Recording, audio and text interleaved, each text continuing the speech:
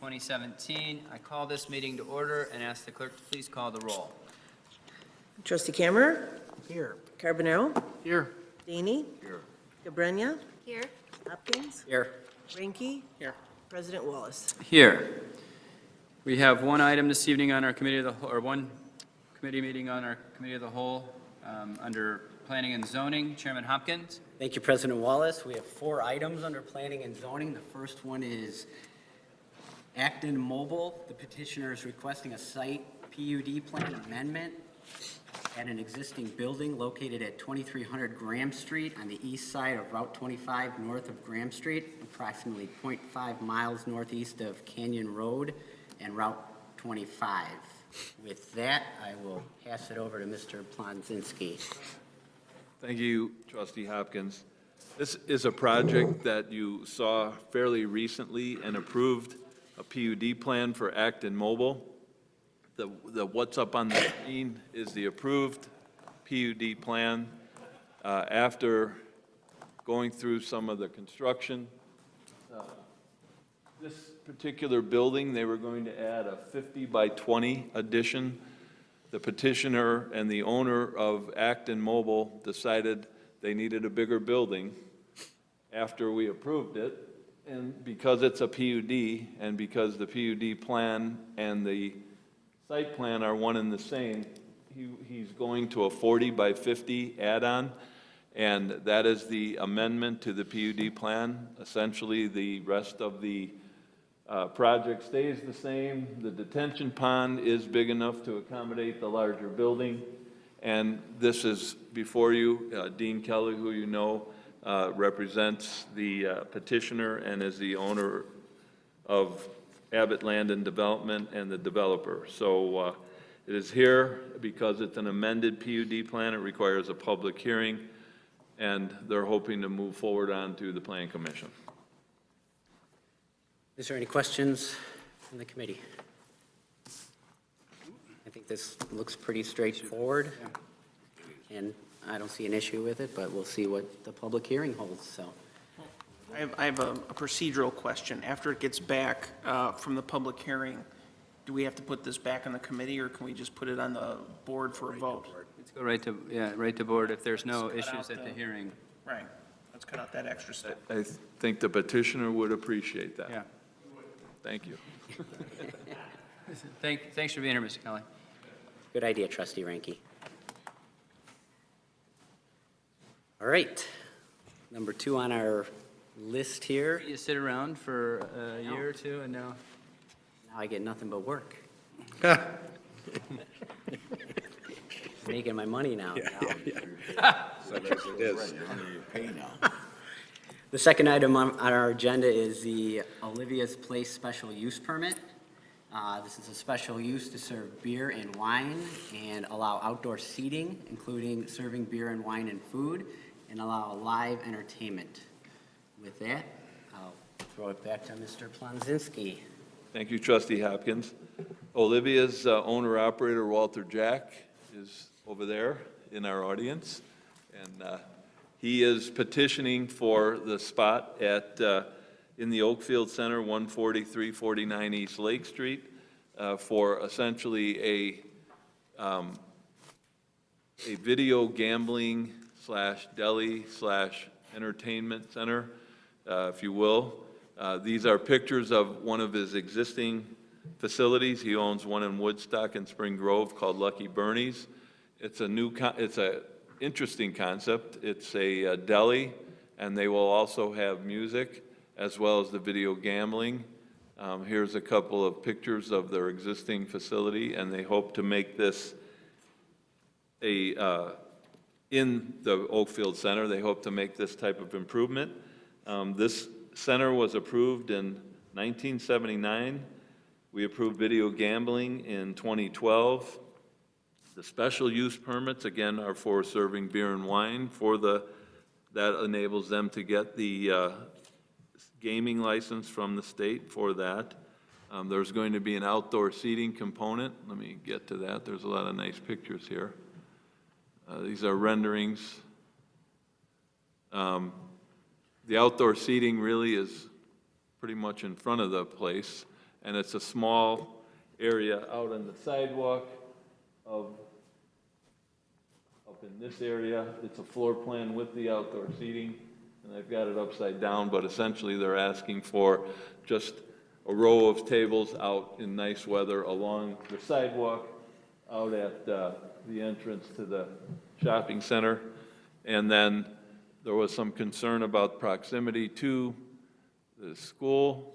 The school is over 200 feet away from the building in terms of the gaming law.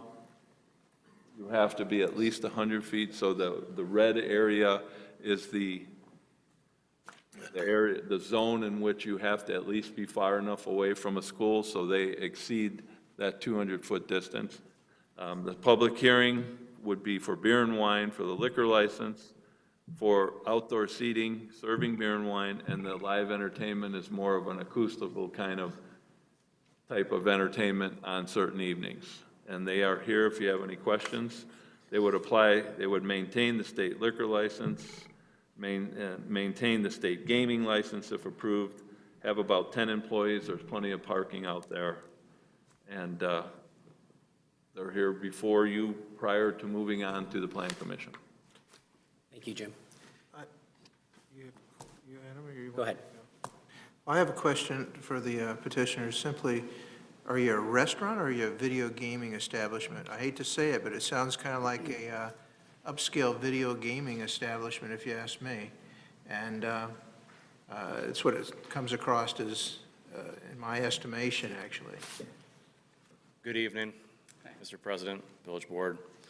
To your question immediately, my name is Brian Sturbins, actually. Sorry. I'm a representative of Walter Jack. He's my partner.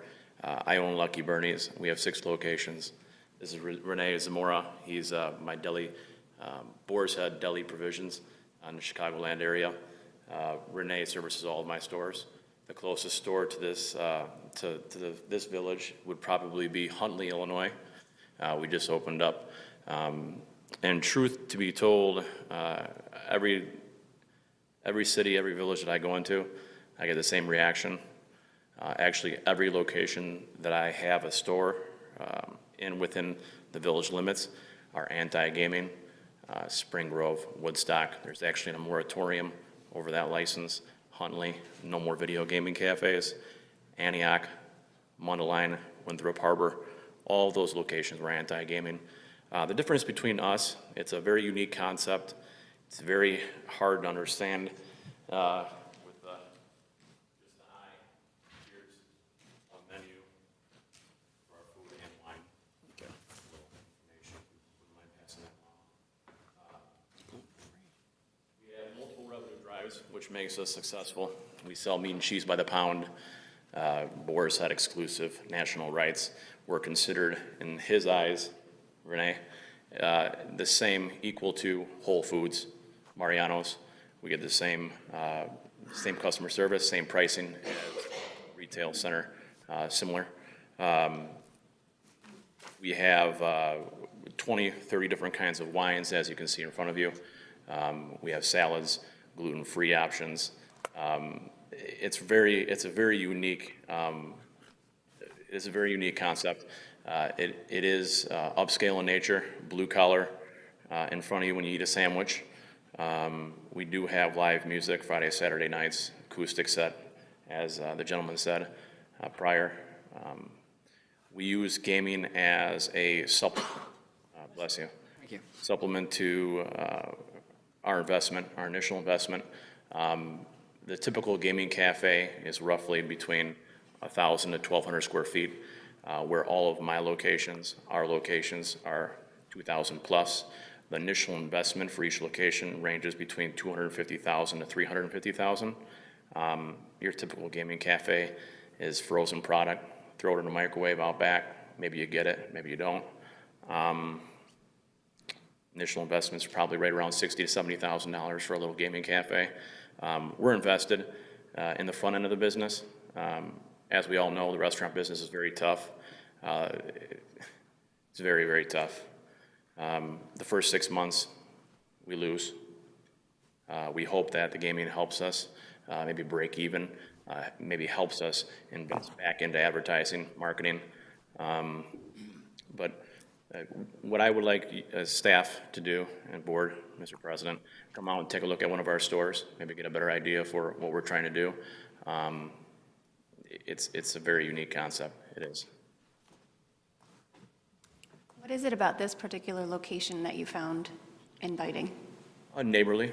There's a lot of housing behind. And I'm talking about that specific location on Route 20, not necessarily Bartlett itself. Well, the neighborhood feel.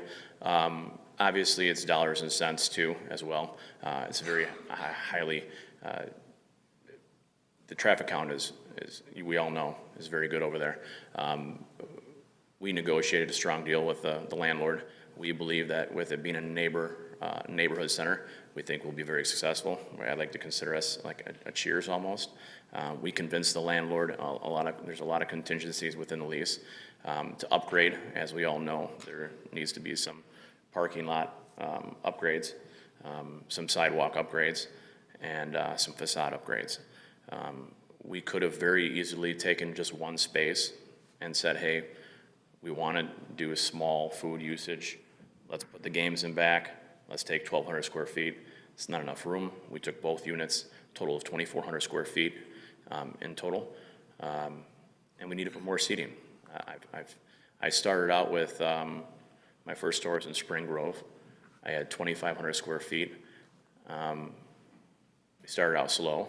It's doing phenomenal now. We went to Woodstock and we did 1,800 square feet. It was the biggest mistake I've ever done. And I said that I would never do anything less than 2,000 square feet again. So truth be told, we are doing well. To give you an idea of what the front side of the business does, each store averages between $20,000 and $25,000 gross on the front side of the business. We've been open for less than a year.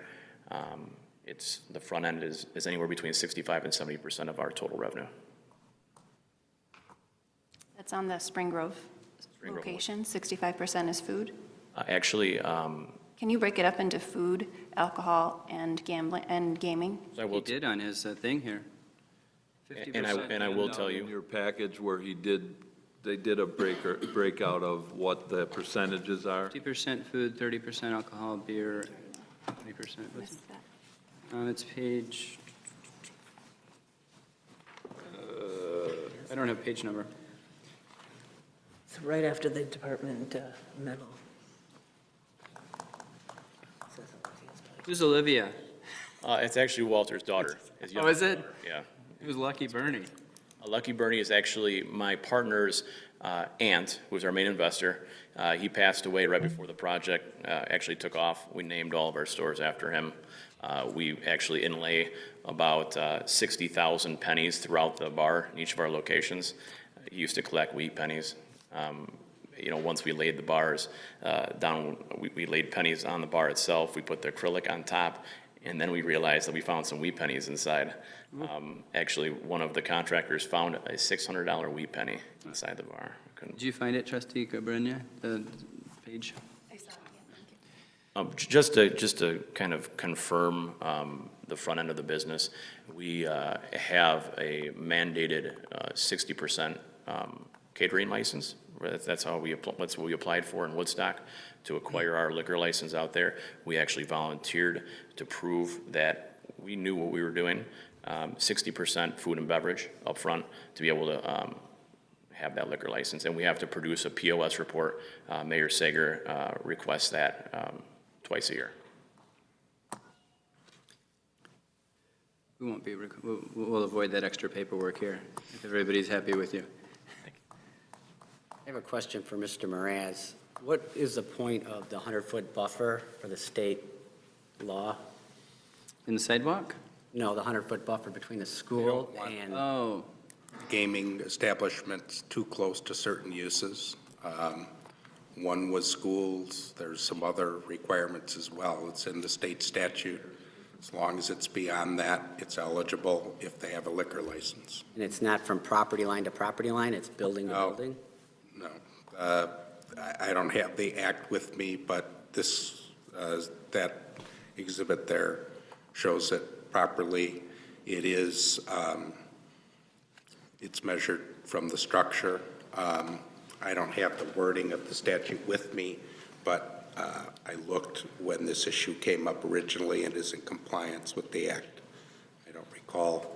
I remember when we first started looking through gaming, it's from the entrance, I think, to the edge of the property line. Right.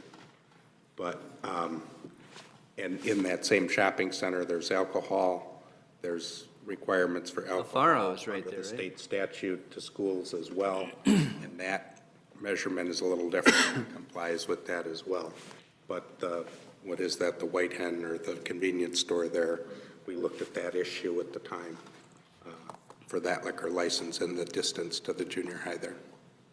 So it complies with both statutes. I think one of my concerns is the outdoor seating. I know the children at that school, they frequent 7-Eleven and the Dairy Queen, and patrons outside drinking, kids. I don't think that's a good combination for that area. So that's just my thoughts. What's our ordinance for the amount of width of a sidewalk to have outdoor seating? We would want at least a 4-foot clearance on the sidewalk, and I talked to Walter, and they're agreed to do that and make their seating area and the area that's past the seating area a 4-foot clearance so people can walk by it. And we've asked the same thing of O'Hare's, which is going to be up next. Do your other locations have outdoor? We do have outdoor seating in Spring Grove, Antioch. We have outdoor seating at the rear on deck, but no, just on one location. To address Trustee Hopkins' concern, I wouldn't be opposed to maybe just limiting the alcohol to inside and maybe the food to the patio. I mean, everybody likes to be outside, and you don't have to drink to enjoy the weather. The summer weather, you can have a sandwich or so on and so forth. Well, I'm definitely interested in, once the public hearing happens, the parents of the children that go to that school, see if they come out and what they have to say, so. Can I ask staff a question? When we approved gaming in 2012, was there a limit put on how many of these establishments we would approve in the village? No. And for police, it has, in the other locations of gaming, which are different, I understand a different kind of a plan, is there any increase in crime-related activities has there been in those other locations? How many years has it been? Gaming? 4? 5. 5 now? Yeah. Have you had any calls to any of those gaming locations? I don't recall seeing any.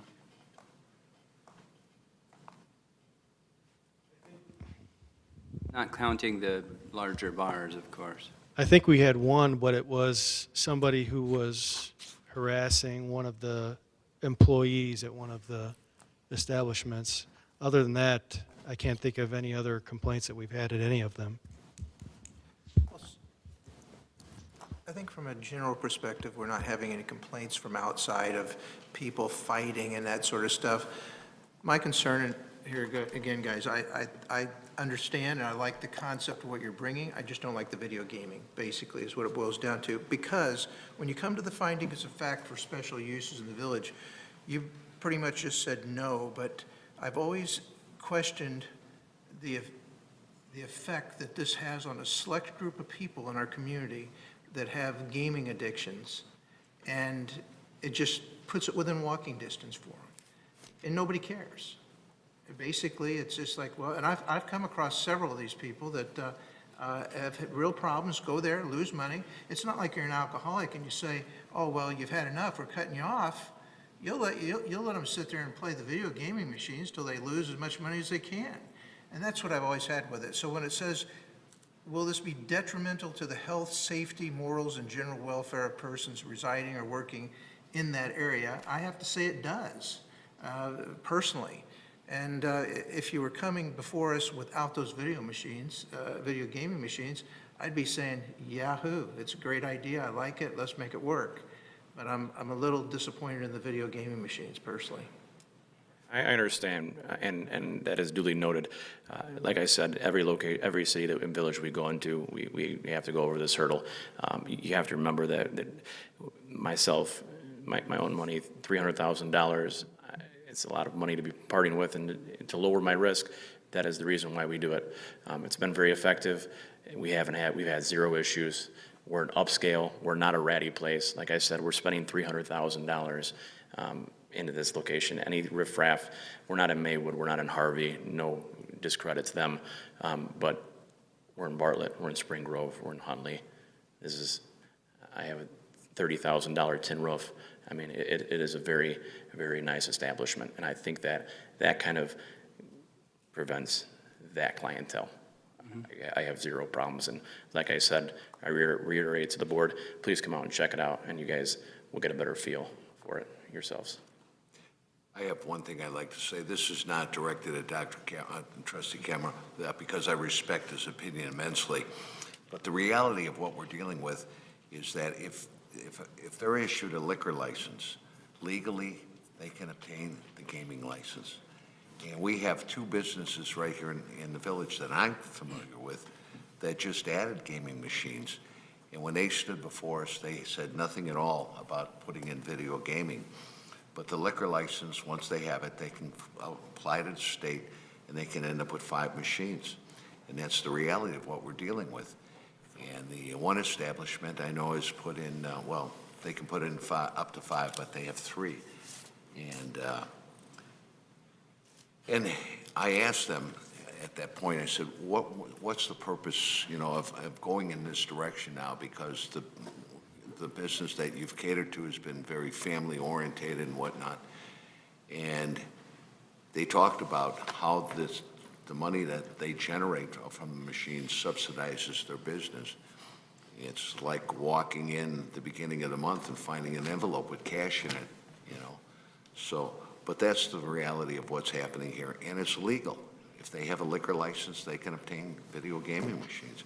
But I understand, I'm very sympathetic to what you said, and I agree. Interesting to know. I mean, obviously, there isn't a study done that says of the people coming in playing these video gaming machines at these various establishments, how many have actual gaming addictions, and are they making the money off the back of people with actual problems? There's no studies to support that or say that, but it would be interesting to know. And I bet that there is a significant proportion of people that have issues, and it's not like they have to go to the casinos. They just walk out their door right down the block. There's the machines. They start playing, and it's an issue. I have a tendency to disagree with that, because in the 5 years that I've been in these local establishments, I've seen people I know throw 20 bucks in, they're having fun, they're hanging out, another person throws 20 bucks in. I rarely have seen same people at the same thing all the time. And if you're going to have a gambling addiction and you want to gamble big money, you're not going to go to a place like that. Sit there for hours to lose thousands of dollars. I mean, you probably would have to sit there all night. I respectfully, again, disagree with that, so. I do believe it is part of their signage requirement to post gambling addiction information. Correct, yes. 800 addiction. And I thank the Commissioner for coming before us this evening with the presentation they brought in, and specifically answering direct questions about video gaming, because he could have stood here before us tonight and talked about opening the Olivia's place and not said anything about video gaming. He could have obtained a liquor license, and shortly thereafter, he could put the video gaming machines in. Precisely. I have a question for staff. Exactly which unit is he going to be requesting? Two of them. 2 of them? I have a map of it here. Let me go Do back. we know what was there previously? Dentist. Right in here, this is the 7-Eleven. I think this is Alfaro's, these 2 units right here. So they're just vacant now. I mean, it's kind of east of Alfaro. How long have they been vacant? This is a center we see lots of vacancies in there, and there are, it's starting to revive. We've got that job place, the daily job place has improved. Alfaro's been a long stay, 7-Eleven, but these other units, they come and go. There's a dentist office up there. So these have been, Massage parlor. I can't tell you, Was it? tell you how long these 2 units have been vacant, but they come and go, and there is, you know, it's got some vacancies, and they're How much filling money the is the vacancies. build-out? Build-outs range between $250,000 and $350,000. Totally remodeling the whole. Totally remodeled, vanilla box. Knock down the wall in between and totally remodel and gotten. Complete shell. I think it's fantastic. And since they've signed the lease, and we've had some code issues with that, the Cleaning up the landlords mall. have already patched the parking lot and did quite a bit of work in the That parking lot needed some work. And Did it. and It we was- had them in violation, and they have, as they've committed to these gentlemen, they've done the patching so far. It was a contingency. It was, I mean, you guys all know what kind of shape it was in. You know, it took me probably going on 8 months negotiating that lease to try to actually get them to commit to the parking lot, the sidewalk, and the facade. So I think that they are committed, and it was maybe partly due to our situation. You've signed the lease already, correct? Correct, yes. And is there any clause in your lease that if you do not receive approval from the board, that you can void the lease? Correct. Okay. I think it's relatively early in the process. I still want to see what happens at the public hearings, but from what I'm seeing tonight, you know, your proposal is, it's an incredible improvement for that strip mall. Absolutely.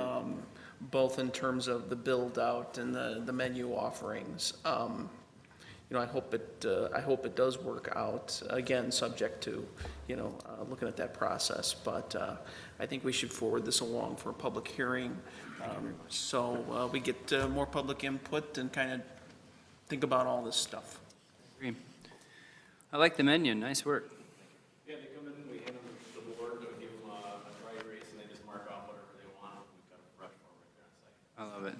I had staff cut a meat and cheese platter for everybody. You guys want to open and check it out on the way out. Thank you very much. Very. And we saw so many of those video gaming bistros. Yeah. And they came in here and they told us that we're talking about microwave grilled cheese. Yeah. Which I don't even understand how you do that, but apparently you can. And this seems to me to be fundamentally different. I agree, a lot bigger. So we'll move this forward to the Plan Commission for further review and to conduct a public hearing on the special use. Thank you. Next item on the agenda is O'Hare's Pub for a special use permit. They want to sell packaged liquor, have an outdoor seating area to serve beer, wine, and food, and allow live entertainment. With that, I'll throw it over to Jim. Thank you, Trustee Hopkins. O'Hare's, which you know, is right across the street in our town center. And they are asking for somewhat similar in that they would like to have the outdoor seating. This is not a great slide of it, but this is their slide. Again, the outdoor seating in front of the units that they currently occupy. If you've been to O'Hare's, this is a planter and that's a planter, and they're going to really come out at, and again, the 4-foot opening walkway, we had to revise the site plan that Peggy drew. They originally came out a little farther, so now we went and measured it with their bar manager, Simon. So they have a 4-foot walkway.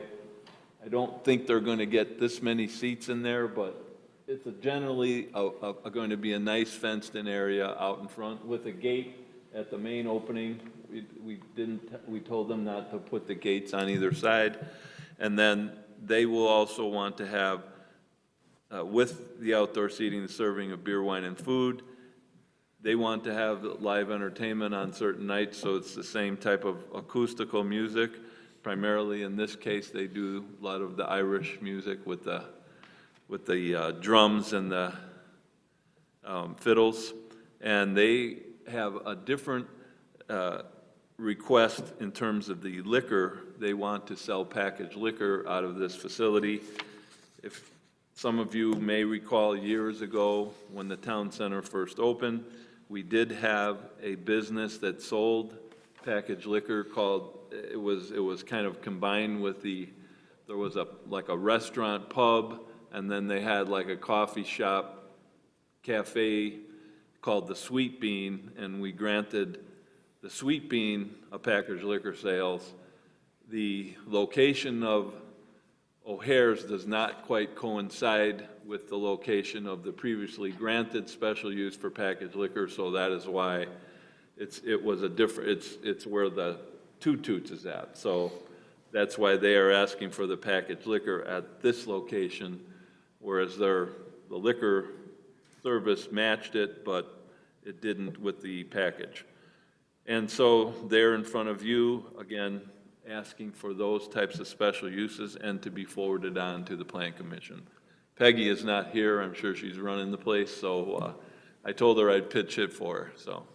I have a question, Jim. All right, let me ask him a question first. Is Sweet Bean, was that around, that's probably before most of us were born, except for Ray, right? No, I don't think it was that long. It was, if you remember the Dolce Vita was the first restaurant, and then that transferred into the Sweet Bean, this pub. I retract my question. Yeah. Go ahead, Ray. I was going to say, I remember it, so. I didn't think it was funny. I thought it was very good. Can you give me the definition of what packaged liquor is? I have a thought. In my own experience, Come on, Ray. you go into a bar, you ask for a six-pack, Well, and my idea of packaged liquor is not beans, I'll tell you that.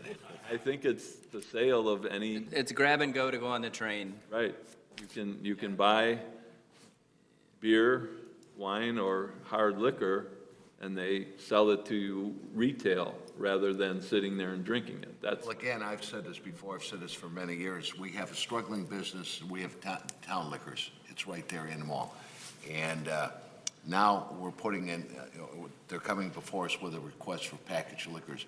You know, if you want to buy packaged liquor, walk down to Town Liquors, okay? And I really, I have an objection to that. I think we need more details on this. I think there's a difference between buying a single bottle of beer that hasn't been popped open and buying a bottle of bourbon. Yeah. Or a six-pack. Or a plastic Right. mixed drink going out the door. Right, right. And it strikes me as odd that, and maybe this is a change that we need to make. It strikes me as odd that the town center PUD doesn't have outdoor seating as a permitted use. That always strikes me as odd. in this instance, the outdoor seating, again, because of the configurations of the restaurant, the outdoor seating was granted for where the Two Toots was at. So where her restaurant is, that was not where the designated outdoor seating. It was just a matter, because originally, the town center was going to have a companion building where that park's at, and they were going to have the outdoor seating, so it was granted with that in mind. The Two Toots never wanted to have the outdoor seating, so it didn't carry along the other side. Well, we definitely need more details here. I know And then- Peggy's and Bill's sick and everything, so. I misspoke on what they want to sell. They just want to sell beer and wine in the packaged liquor, no hard liquor. So that's was in her note. Well, that's kind of what I thought it was also, Yeah. but I wasn't sure, Not- that's why I not asked hard for it. liquor. The I can- definition. The, You know who, oh, I'm sorry, go ahead, Ray. oh, okay. The entertainment that we're speaking of, Yes. you know, we had complaints when they had the St. Patty's Day event there. The residents, oh, boy, that was another story. And by the way, I had a great time, but obviously the residents didn't. You know, I was getting phone calls. But what are they talking about as far as entertainment? I think occasionally on the weekends, like this other gentleman, that they want to have like acoustical music, have it for the festivals that they occasionally have. So I don't know if they haven't defined, you know, a lineup of having entertainment at every weekend, but I think occasionally they want to be able to have acoustical music with, you know, they have the Irish bands come in. Yeah, believe me, I know. And would this entertainment would be in the interior, correct? Right. Okay. Yes, the special use is for interior Anytime if they wanted to do the tent, that's a separate issue. They have to do a special event for that. So do we want to bring this back to committee? Do we need more information? We got the information on the packaged liquor, right? Yeah, that packaged liquor is just for beer and wine. Get the input from them. And I can tell you, there's only one other bar in the area that I know that does that, and it's Prairie Station Pub does that. And if you're gonna buy packaged liquor there, you're spending a lot more than it would be at Town Liquor. And I'm still a little concerned about the live entertainment. We're talking outside live entertainment. No, no, No. just outside seating. The live entertainment is for inside the bar area. Okay, all right, so it's not going to be, because I think when they had their St. Patrick's Day thing, they had music out in that tent. Oh, yeah. That was a special Probably where the event. convents. Yeah, and so I don't want to see that happening. I mean. They may ask for that. That's a Well, special that's true, event but license that you grant This them. wouldn't grant that. this wouldn't grant it. All right, good. They just want a guitar player in the corner or something. Or they're an Irish band. I don't, you know, she indicated that's what they, But it's acoustic stuff, right? It's not- Acoustic it's not type of- amplified. yes. Well, you can amplify acoustics. I mean, acoustic guitars can be amplified. I get that, but I mean, it's not like AC/DC playing down there. No, but it's still, you can get an Irish, band. guitars, pretty tin loud. whistles. Molly's. Huh? Folk guitars, tin whistles, it gets a little loud too, but whatever. Speaking to her, she's very well aware of the neighbors upstairs. They try not to, annoy the neighbors and go too late. They respect when the neighbors do call and complain. So, I mean, I'm just speaking on her end of it, and they try to tone it down when they can, so. It's a special use. If you wanted to put time limits on the music or the entertainment, you could do that. And they can be different than the hours of the liquor license. So if that's a concern, we could say, not later than 10 PM or whatever day of the week it may be, whatever the board's pleasure. I'm sure the public hearing, all the residents would be notified. They will all be notified. They'd all have the opportunity of coming to the plan commission and voicing any concerns that they might have. And there have been some who have already called us, wanting to know when the public hearing is, so. I can tell you from having a business that bordered on that wall, there was, La Dolce Vita did, so my business bordered on the wall that now is O'Hare's south wall. And La Dolce Vita had live music, and we were open late on Thursday nights, and it was loud. Certain bands. So there's that Vito Zazzo act, I don't know if you've heard this, it gets a little crazy. Well, I listen to Lawrence Welk. Sinatra guy. Yeah, he's a little crazy, and he's got this follow, that one was, that I recall was loud, but they had music quite a bit on Thursday nights, and it wasn't too bad, and I like the idea of having a time limit on it for the residents, and for the other potential business that goes in there, I think that would be. I have a procedural question. If this is a special permit application, can it be, there's 3 different requests in this permit request, so can each piece be tweaked out as a yes or no? Okay. It could be, but typically, we would have one ordinance that grants the 3 different special use permits. So if directed, we could actually do separate ordinances, so that you have the option of, say, approving of 2 and turning 1 down. You could have a different vote. As a general rule, we don't, but if that's something you're requesting, you should let staff know, and that's how it could be put together. Okay, thank you. Is it going to be one public hearing for all of these? Yes. Okay, so I think that we would find out after that if we need to split them out. Usually, the plan commission will make separate motions on each special use, so Good that's. question. We just did that last plan commission. They had 2 issues, and they split the vote, or split the motion for each issue, and if you want us, as Brian said, we could certainly go that route, because they may add conditions on each one themselves, so.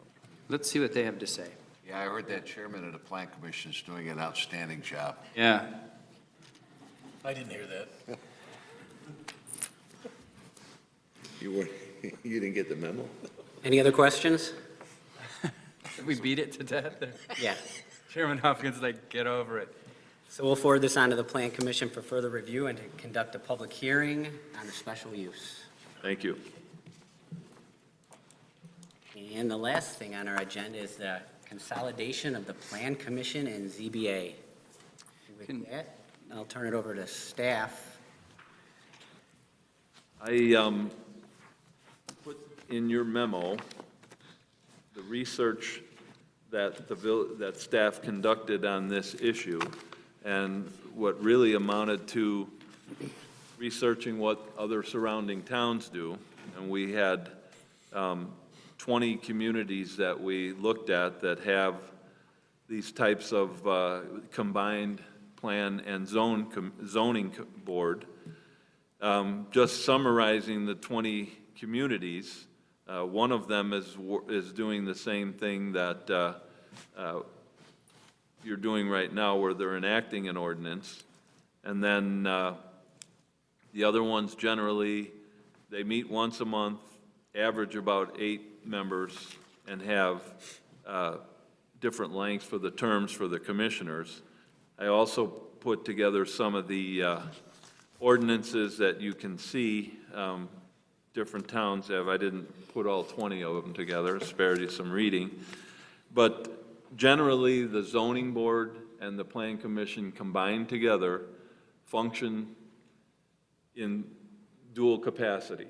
So they're hearing both your site plan and special uses, their findings of fact, they're reviewing the staff report that pertains to the engineering, the zoning, the setbacks, that type of stuff. And then in an instance where you have a project where the building may need some type of variance or height requirement, like we do sometimes in our business park, they'll also sit in that capacity and dealing with the variances. Just talking to some of the different staff members, what they typically do when there's like a home variance or a fence variance, they'll do that kind of more local type of variance first and save the big site plans and that for later on in the meeting. It works well. Communities had any issues with it, it works well. They do it for a number of reasons, and I think those reasons have been discussed. You know, expedite the process. Do it because they don't have enough people to fill the commissions, and there's always kinds of vacancies. And then just to kind of make it easier sometimes for the petitioner, that instead of going to a public hearing twice on a matter, they go once. As you heard from our commissioners, we kind of do one week and one the next week. So we're not spread out over a month. I mean, usually our staff works real hard to have one public hearing notice, one notice to the neighbors, one sign, and we try to do the hearings when they required 1 week and then the next week. So with that being said, I'll try to answer any questions. The public hearing requirements are still the same. May I ask a question? What really prompted this? What was the purpose in us even investigating the combination of the Plan Commission and CBA? I'll take that one, Ray. I'm sorry. When I was first considering doing this, it was and one of the commissioners brought this up earlier, and I believe that there was an issue in front of the ZBA that had such a short amount of people during that meeting that it detrimentally affected that business, which that prompted me to think, well, we don't have enough people, and if we can't get enough people, we need to figure out a way to make sure that we do have enough people and get the job done. So there are two concerns that I had. One was the concern of attendance, and number two was the concern of timing of approvals. So, and the amount of time that this concept was brought up, we've had an onslaught of people that are stepping up to come onto these commissions. And I went through and interviewed them all. So we do have plenty of people now to fill both. We haven't appointed anybody yet because of this committee meeting. So just so we know, we do have enough people to come on board the ZBA and the Plan Commission. and we filled up the Economic Development Commission. So I believe that staff has thwarted any of my concerns with timing because of making sure that we line them up back-to-back weeks, as long as it's not delaying anything. And I believe we fixed the problem of attendance. So as far as I'm concerned, it's a moot point at this stage, unless somebody has really strong feelings about combining them. No, but I think because it's become a concern, maybe we should monitor the attendance, or if, you know. It's a good point, Trustee Carbonaro, and I've attempted to do that, and, you know, it's a volunteer deal, and I think that the solution to that is having more, instead of just having barely enough, having more than enough folks. So we're thinking about possibly having an alternate, you know, situation where you've got enough and an alternate. You can call somebody up and say, hey, we need you to come in for this meeting. So I believe it's been solved, but I wanted to hear the rest of the board's opinion on it. And if anybody feels strongly about consolidation, I'll certainly. I definitely feel strongly about the consolidation because I do a tremendous amount of zoning work. And I think I shared this when we had our strategic planning session. A lot of communities do this. The one-stop shop is fantastic for a professional developer. I know it seems personal, right? That there's not going to be enough seats available for all of the members, all the people who want to participate, but that's not at all the case. When you're representing the developer, when you're talking about 2 nights, even if they're back-to-back or week-to-week, you know, you're paying me thousands of dollars to sit at a meeting. And I'm waiting until after the fence variance, which, no disrespect to the fence variance, but something minor like that, and you're paying me $300 an hour to sit there and play with my pen. So that sends a very strong message to the development community, and I think there was a time when we had the development load in the village that we needed the 2 entities. And I don't think that we're quite there at this point. So I think it makes sense to combine one-stop shopping to streamline the development process. And I think we can make sure that there's enough room for everybody on this new committee. So I don't think anybody has to lose a seat. I think we should, you know, communicate better about that. I ask you about that. When I read the minutes of the notes here that we had gotten, I had some conversations with staff, and we have approximately 9 people that regularly attend the Plan Commission, and that was the same case when I was there.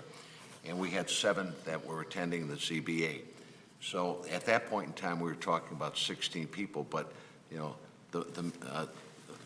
Mayor Wallace has assured us now that there are enough people to fill both committees. But the point I'm trying to make is that the notes that we have here, they had talked about a reduction of 8 people. So we'd be losing 8 people. We'd be losing basically 8 people that currently are active in our village, currently actively support the village. They live in our community, and they're part of it.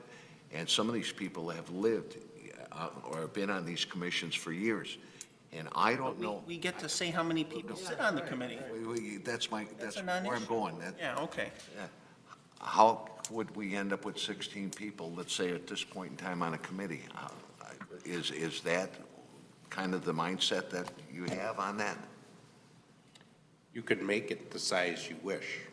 If too big, it becomes unwieldy, but I don't know boy, what you that can't number do it. is. But, you know, let's just say it's the same number, 9 and 7.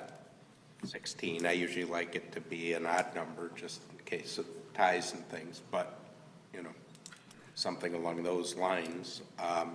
You could have a committee that large. Your quorum would be, if it were, you know, 17 as the number, for instance. I don't think we would ever have a committee that big. No. It's too hard to. No, you can't do it. My point is, we have a Staff's process. cringing right now. 17 Why, I was too. on one committee. We currently have a process, and the process is working. I mean, there's nothing wrong with the process that we have. There's one isolated case, but out of the 35 years I've been around, that's the first one I've heard it. And I know we have other people that have served longer than myself. That being said, is that if we meet on a Thursday and then we meet the following week, you have the ZBA, you have the Plan Commission, you have the ZBA, the process works, it doesn't need to be fixed. And if it, please let me finish. And if it does require a developer to be here in 2 nights, how badly does he want to do? He has some interest in our village. If that's the process, let him live up to that process and do that process. We don't need to tweak that. It's fine, it works. Let's just move forward with the additional applicants that are considering working, and we have more input in the village on these committees. But to have a committee of 12 people or something, you know, How many do we currently have now? I'm sorry, Trustee Cameron. How many do we have on plan that are appointed, and how many do we have on ZBA that are appointed? ZBA is supposed to be. Not supposed to be, Well, active members. I think we have 6 or 5 on zoning board. Yeah, 5 on zoning board, because we 5. did have 1 resignation. And on plan commission, we have 9. 9, right. Fine. See, I guess I can see Trustee Ranky's point, because having a business in town and communicating with a lot of different people, I still hear people talking about, and it may only be the perception, nothing ill to staff here, it's just that the perception is it's still hard to get things done in Bartlett. And if this simplified that matter, then that helps to change that perception. And that I would be in favor of. I do think there's a certain degree of attrition, and people come and go, they get on committees, they move, they die, they decide they don't want to be on the committees, whatever, and Careful how you use the word die. you know, and I think that we could come to a group number of 12 or something like that, which would still probably maintain the majority of the people involved.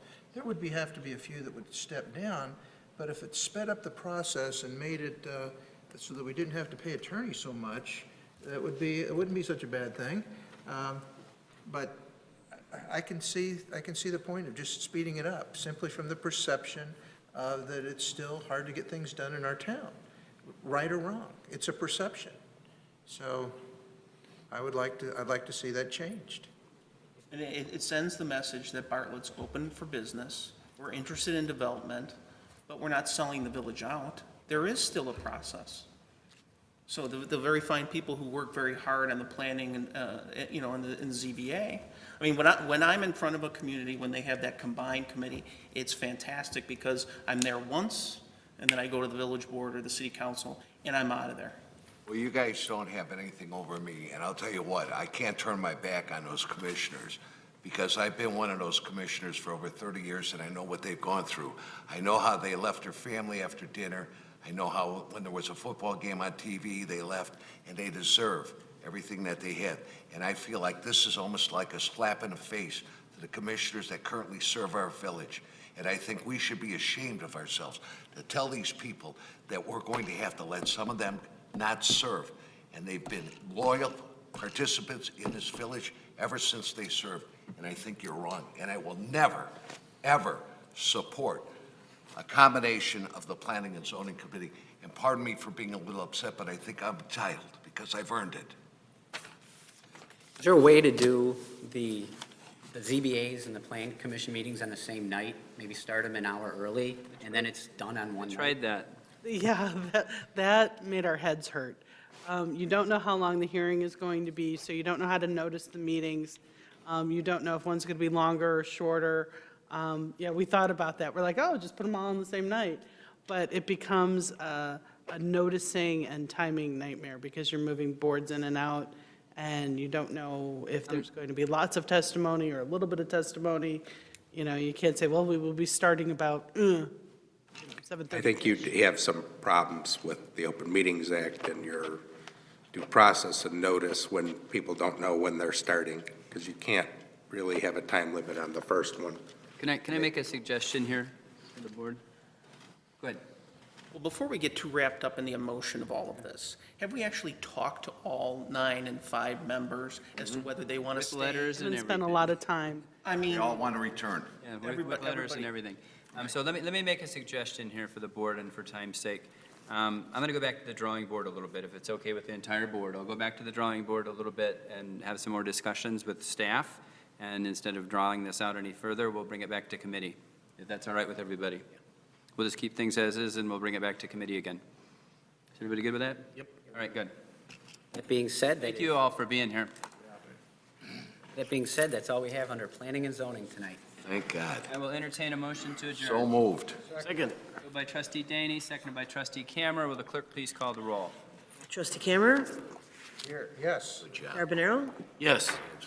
Daney, Yes. Cabrera, Yes. Hopkins. Yes. Ranky. Yes. We are adjourned.